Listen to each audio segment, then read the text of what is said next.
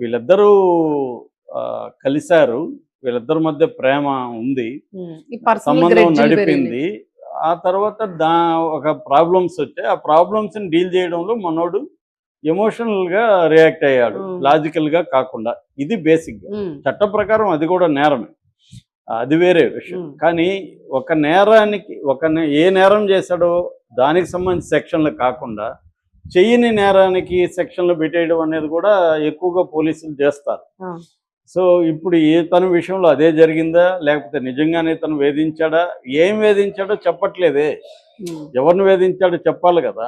అవి వేధింపులు అంటున్నారు, అవి అంటున్నారు తప్ప ఫలానా అమ్మాయిని వేధించాడు అనేది స్పెసిఫిక్గా బయటికి రాలేదు.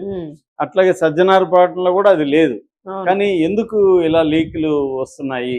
పోలీసులే ఇస్తున్నారా, లేకపోతే కొంతమంది మీడియా వాళ్ళు కూడా ఇతను గతంలో ఇంటర్వ్యూలు ఇవ్వలేదనో ఇంకోటో కూడా ఛానల్ వాళ్ళకి కోపం ఉంటుంది. అంటే వీడు ఫోన్ చేస్తే తీయలేదనో, లేకపోతే మీ ఛానల్కి నేను ఎందుకు ఇంటర్వ్యూ ఇస్తానని అన్నాడనో ఏదో ఒకటి ఉంటుంది. రైవల్ ఛానల్కి ఇచ్చుంటాడు గంట సేపు, మనకి ఇవ్వడు, ఫోన్ తీయడు. కాబట్టి ఇప్పుడు ఆ కోపం అంతా కూడా ఇలాగ తీర్చుకోండి. అందుకనే పబ్లిక్ గా ఒక నేరం చేసి బయటికి, నేరం లేకపోతే ఏదన్నా జరిగి బయటకు వస్తే అనేక మంది ఎనిమీస్ ఉంటారు. రెండోది మామూలుగా పాస్ సామెత ఉంది, సక్సెస్ క్రియేట్స్ ఎనిమీస్ అని. చాలా జలసీ కూడా ఉంటుంది చాలా మందికి. అట్లాగే ఇంకా ఆంధ్రప్రదేశ్లో అయితే కులం కూడా పనిచేస్తుంది. సో ఇలాగ రకరకాల ఫ్యాక్టర్స్ తో ఇప్పుడు అతను చేసిన దానికంటే కూడా ఎక్కువగా క్రిమినల్ లాగా చిత్రీకరించే ఒక ఇది కనబడుతుంది.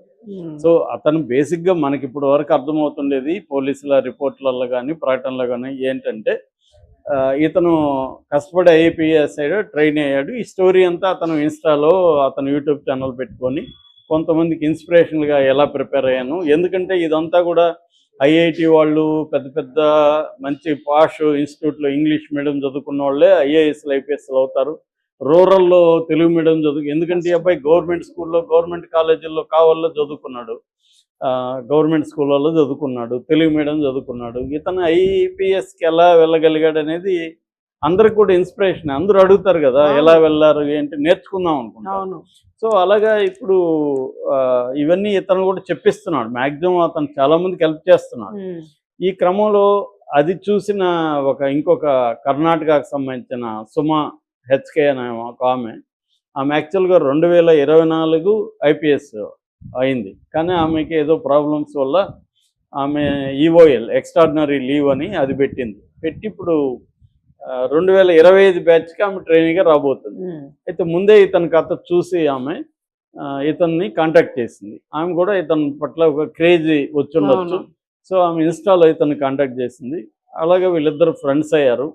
ముందు ఆన్లైన్ ఫ్రెండ్స్ అయ్యారు, దాని తర్వాత ఒకే దగ్గర ట్రైనింగ్ కాబట్టి అక్కడ నుంచి వీళ్ళిద్దరి మధ్య రొమాన్స్ కూడా స్టార్ట్ అయింది. పెళ్లి కూడా చేసుకుందాం బహుశా అనుకొని ఉండొచ్చు. ఎందుకంటే ఈ అబ్బాయి సూసైడ్లో అది రాశాడు, మేము పెళ్లి చేసుకుందాం అనుకున్నాం, నేను ఫైనాన్షియల్ కూడా హెల్ప్ చేశానని రాశాడు. సో కానీ మధ్యలో ఏవో విభేదాలు వచ్చాయి. ఈ అబ్బాయి పాయింట్ ఆఫ్ వ్యూలో ఏమో ఇతనికి వేరే అఫైర్లు ఉన్నాయని ఆమెకి డౌట్ వచ్చింది. ఇక్కడ మరి ఆమెకి డౌట్ రావడానికి ఇతను వేరే అమ్మాయిలతో కూడా క్లోజ్గా ఉన్నాడా అనేది తెలియదు. ఎందుకంటే ఇతనికి క్రేజ్ ఉంటుంది కాబట్టి వేరే అమ్మాయిలు కూడా ఇతను ట్రై చేసినప్పుడు ఇతను కూడా అమ్మాయిలు దొరుకుతున్నారు కదని సరదాగా గడుపుదామని అనుకోవచ్చు. యంగ్ తనకి. రెండోది ఏంటంటే తన జీవితంలో ఏది అనుభవించలేదు, కష్టాలు పడుకుంటూ వచ్చాడు. సో ఏది కొరత ఉంటుందో అది కావాలనిపిస్తుంది కదా. సో అవన్నీ తనకి దగ్గరగా ఉన్నాయి. అలాగే ఏమన్నా జరిగిందో తెలియదు. మొత్తానికి ఇద్దరి మధ్య విభేదాలు వచ్చాయి. విభేదాలు వచ్చినాక ఆమె దూరమైంది, ఇతను దూరం కాలేకపోవడం వల్ల ఆమెను ఏదో ఎమోషనల్గా బ్లాక్మెయిల్ చేయడం ట్రై చేశాడు. ఇదంతా కూడా పోలీస్ కథనమే. నాకు తెలియదు, నేను తెలిసినట్టు చెప్తున్నాను అనుకోకండి, నాకు కూడా ఏం తెలియదు. పోలీస్ కథనం ప్రకారం సజ్జనారెడ్డి ప్రకటనలో కూడా అదే ఉంది. ఆత్మహత్య చేసుకుంటానని బెదిరించాడు. మామూలుగా ఏంటంటే బలహీనమైన ఎమోషనల్ మైండ్ సెట్ ఉన్నవాళ్ళు అది ఎప్పుడు టీనేజ్లు అంటే అర్థం చేసుకోవచ్చు. ఇంటర్మీడియట్ లవ్ స్టోరీల్లో ఆత్మహత్య చేసుకోవడాలు లేకపోతే బెదిరించడం అర్థం చేసుకో. ఇతను ఆల్రెడీ ఐపీఎస్ సాధించిన వ్యక్తి, ఇతనికి ఆ ఎమోషనల్ స్ట్రెంగ్త్ లేదు. ఆమె మోహంలోనూ ఆమె దీంట్లోనూ పడిపోయాడు. ఆమెను మేల్ ఈగో కూడా హర్ట్ అయి ఉండొచ్చు. ఇతనికి ఆ ఈగో సమస్య కూడా ఉంది. కానిస్టేబుల్ కూడా మామూలుగా సిఐలు కానిస్టేబుల్ అలాగే అంటారు కదా, మామూలుగా పోలీసులు హైరార్కీ ఉంటుంది, పెద్దవాళ్ళు అలాగే తిడతారు కింద వాళ్ళని, అది వాళ్ళ కానిస్టేబుల్కి చాలా సాధారణం. కానీ ఇతను అలా తీసుకోకపోవడం అక్కడ పాజిటివ్ అయింది, ఇక్కడ నెగిటివ్ అయింది. సో ఇక్కడికి వచ్చేసరికి ఇతను దాన్ని భరించలేక ఆమె మీదకి గట్టిగా వెళ్ళాడు. దీన్ని భరించలేక ఆమె పెళ్లి చేసుకుంటాను వదిలేస్తాడు, ఇతను వదలలేదు. దాంతో ఇతను మళ్ళీ ఇది చేశాడు అనేది పోలీసుల కథనం. ఇతని కథనం ఏంటి, నేను పెళ్ళి నా మీద అపార్థాలు వచ్చింది, వేరే అమ్మాయితో అఫైర్ ఉందని, దాంతో ఆమె దూరం వెళ్ళింది. సరే నేను కూడా గమ్ము ఉన్నా, వేరే వాళ్ళని పెళ్లి చేసుకున్నాక నేను దూరంగా ఉంటే మళ్ళీ నా దగ్గరికి వచ్చింది, నాకు నీతో కావాలి, రొమాన్స్ కావాలని. నేను వద్దన్నాను, వినకుండా వచ్చింది. వాళ్ళ భర్తకు తెలిసి నన్ను ఇది చేస్తుంటే నేను వాళ్ళ భర్తకి ప్రూఫ్ కోసం వీడియో కూడా తీసి పెట్టాను అనేది ఇతని ఇది. ఇవన్నీ కూడా కోర్టులో ప్రూవ్ కావాల్సింది. ఏదేమైనా పోలీసులు చెప్తున్నది ఏమంటే, ఆమె 18వ తేదీ కేసు పెట్టినప్పుడు గాయాలు ఉన్నాయి, మెడ మీద గాయాలు ఉన్నాయి, గొంతు పిసికినట్టుగా లిగేచర్ మార్క్స్ ఉన్నాయి, అట్లాగే ఎడమ కాలు మీద గాయాలు ఉన్నాయి, చెంప మీద ఆమెకి ఇవన్నీ ఉన్నాయని చెప్తున్నారు. సో ఇవన్నీ అతను చేసినట్టుగా ప్రూవ్ అయితే, అంటే అసాల్ట్, సెక్సువల్ అసాల్ట్, ఆయన మీద ఒక 10 సెక్షన్లు ఆల్రెడీ ఉన్నాయి. ఇవన్నీ మినిమం 10 ఏళ్ళు పడతాయి ప్రూవ్ అయితే. సో కాబట్టి అతను ఏ స్థాయి తప్పు చేశాడో తెలియదు. హత్యానేరము అంటే ఇప్పుడు ఇతని మీద చేర్చిన సెక్షన్లు ఏంటంటే attempt to rape and attempt to murder, ఈ రెండు కూడా సీరియస్. ఆల్రెడీ సెక్సువల్ అసాల్ట్ ఇవన్నీ సీరియస్. బెయిల్ రావడం కూడా చాలా కష్టం. రెండోది, అతనికి ఇప్పుడు ఐపీఎస్ ఉంటుందా లేదనేది కూడా పెద్ద క్వశ్చన్.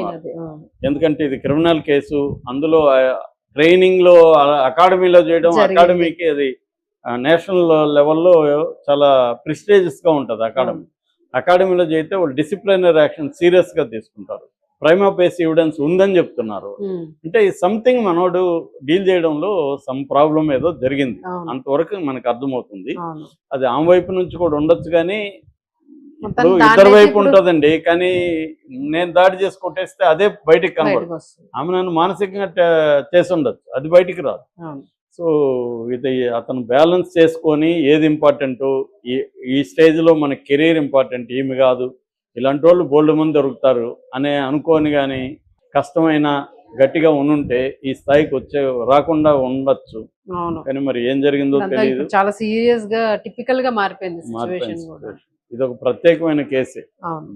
మామూలుగా ఐపీఎస్, ఐఏఎస్ ఇలాంటి యూత్ కి బాగా యంగ్ గా ఉండి ఐపీఎస్, ఐఏఎస్ అయినప్పుడు క్రేజ్ బాగుంటది. అమ్మాయిలు కూడా చాలా మంది వీళ్ళని హీరోలుగా చూస్తారు. ముఖ్యంగా ఈ అబ్బాయిది ఒక cinematic story, rags to riches story. అంటే కింది నుంచి కష్టాలు పడి, వాళ్ళ అమ్మ చిన్నప్పుడే చనిపోయింది, నాన్న ఈ అబ్బాయి 18 years ఉన్నప్పుడు చనిపోయాడు.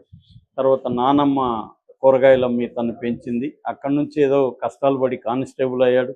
కానిస్టేబుల్గా 6 ఏళ్ళు పనిచేశాడు. అప్పుడు అవమానాలకు గురైంది. ఆఫ్టర్ ఆల్ నువ్వు ఒక కానిస్టేబుల్, నీ ప్లేస్లో నువ్వు ఉండరా అని సిఐ ఇతన్ని 60 మంది పోలీసుల ముందు అవమానించాడు. దాంతో అదే రోజు రిజైన్ చేశాడు. అక్కడి నుంచి వాళ్ళ బామ్మకు కూడా తెలియకుండా, ఎందుకంటే రిజైన్ చేసేసాడు పోస్ట్, అంటే గవర్నమెంట్ పోస్ట్ రావడమే ఇవాళ ఉన్న పరిస్థితుల్లో చాలా కష్టం. సో దాన్ని ఇది చేసి ఈ అబ్బాయి ఒక కాన్ఫిడెన్స్తో చాలా అటెంప్ట్స్ అయ్యి చాలా సార్లు చెప్తున్నాడు, పుస్తకాలు చదువుతూ నేను అనేక సార్లు బోరున ఏడ్చాను అని చెప్పి. ఎందుకంటే ప్రెజర్ ఉంటది, ఎన్నో కష్టాలకి ఇదయ్యాడు. ఇవన్నీ చేసి అతను ఆల్ ఇండియా లెవెల్లో 350 ర్యాంక్ సంపాదించి ఐపీఎస్ అవడం అనేది నిజానికి కొన్ని వేల లక్షల మందికి ఇన్స్పిరేషనల్ స్టోరీ అది. కాబట్టి ఖచ్చితంగా అమ్మాయిలకు కూడా, ముఖ్యంగా ఈ ఎగ్జామ్స్ ప్రిపేర్ అయ్యే అమ్మాయిలకి, ఇలాంటి వాళ్ళకి అందరికి కూడా ఇతను ఒక హీరో క్రేజ్ వస్తుంది. సో ఈ క్రేజ్ను ఉపయోగించుకొని ఇప్పుడు ఇతను ఈ ఒక్క తన ట్రైనీ ఐపీఎస్ అమ్మాయితోనే కాకుండా వేరే వాళ్ళతో కూడా అఫైర్లు నడిపాడు, వేరే వాళ్ళని కూడా వేధించాడు అని ఇప్పుడు కథనాలు వస్తున్నాయి. ఇది ఎంత నిజం అనేది ప్రూవ్ కావాలి. ఎప్పుడైనా కూడా మామూలుగా ఏం జరుగుతుందంటే, పోలీసులని మనం ఇప్పుడు ఏదైనా క్రైమ్ చేసామనుకో, సులభంగా పోలీసులకు దొరికిపోతే వాళ్ళకి మన మీద కోపం తక్కువ ఉంటుంది. లేదు వాళ్ళని వేధించామనుకో, దొరకకుండా రకరకాల పద్ధతులు వాళ్ళని వేధించామనుకో, వాళ్ళకి మన మీద పర్సనల్గా కూడా కోపం పెట్టుకుంటారు, వీడు వేధిస్తున్నాడని. అందుకని ఏదో వాళ్ళ చేతిలో ఏముంటాయి, 2 సెక్షన్లు ఎక్కువ పెట్టగలరు, అవును. లేదు 2 లీకులు ఎక్కువ ఇవ్వగలరు మీడియాకి, వీడు ఒకటిగా చాలా చేశాడు అనగలరు. ఏదో ఒకటి కల్పించైనా మొన్నటి వరకు దొరకగలుగుతారు. అటెంప్ట్ రేపు లేదు దీంట్లో, ఇప్పుడు అటెంప్ట్ రేపు పెట్టారు. రిమాండ్ రిపోర్ట్ లో అటెంప్ట్ Okay. రేపు పెట్టారు, ఆమెని అటెంప్ట్ రేపు అని. నిజానికి మనకి ఇప్పుడు వస్తున్న సమాచారం మేరకి ఈవెన్ ఆయన ఎవరు సజ్జనార్ ఇచ్చిన ప్రకటనలో కూడా ఉమ్, వీళ్ళిద్దరూ కలిశారు, వీళ్ళిద్దరి మధ్య ప్రేమ ఉంది, ఈ పర్సనల్ సంబంధం గ్రెడ్జ్లు పెరిగినాయి. నడిపింది. ఆ తర్వాత ఒక ప్రాబ్లమ్స్ వచ్చాయి, ఆ ప్రాబ్లమ్స్ ని డీల్ చేయడంలో మనోడు ఎమోషనల్ గా రియాక్ట్ అయ్యాడు, లాజికల్ గా కాకుండా. ఇది బేసిక్ గా చట్ట ప్రకారం అది కూడా నేరమే, అది వేరే విషయం. కానీ ఒక నేరానికి ఏ నేరం చేశాడో దానికి సంబంధించి సెక్షన్లు కాకుండా చెయ్యని నేరానికి సెక్షన్లు పెట్టేయడం అనేది కూడా ఎక్కువగా పోలీసులు చేస్తారు. సో ఇప్పుడు తన విషయంలో అదే జరిగిందా, లేకపోతే నిజంగానే తను వేధించాడా, ఏం వేధించాడో చెప్పట్లేదే, ఎవరిని వేధించాడో చెప్పాలి కదా. అవును. అవి వేధింపులు అంటున్నారు, అవి అంటున్నారు తప్ప ఫలానా అమ్మాయిని వేధించాడు అనేది స్పెసిఫిక్ గా బయటికి రాలేదు. అట్లాగే సజ్జనార్ పాటలో కూడా అది లేదు. అవును. కానీ ఎందుకు ఇలా లీకులు వస్తున్నాయి, పోలీసులే ఇస్తున్నారా, లేకపోతే కొంతమంది మీడియా వాళ్ళు కూడా ఇతను గతంలో ఇంటర్వ్యూలు ఇవ్వలేదనో ఇంకోటో కూడా ఛానల్ వాళ్ళకి మనోళ్ళు కోపం కూడా ఉంటది, అంటే మనోళ్ళు వీడు ఫోన్ చేస్తే తీలేదనో, అవును. లేకపోతే మీ ఛానల్ నేను ఎందుకు ఇంటర్వ్యూ ఇస్తానని అన్నాడనో, ఏదో ఒకటి ఉంటుంది. అవును. రైవల్ ఛానల్కి ఇచ్చుంటాడు గంట సేపు, మనకి ఇవ్వడు, ఫోన్ తీయడు.